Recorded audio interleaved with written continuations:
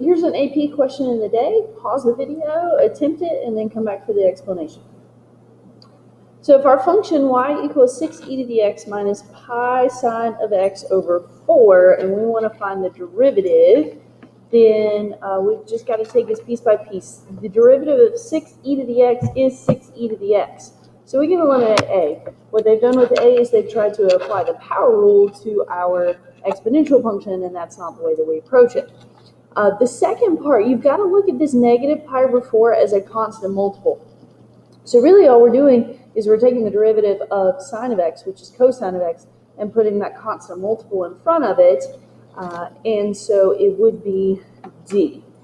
C, they have assumed that some people will get the derivative of sine and cosine kind of flip-flop and put the negative with it, and then B, they just left off the constant multiple.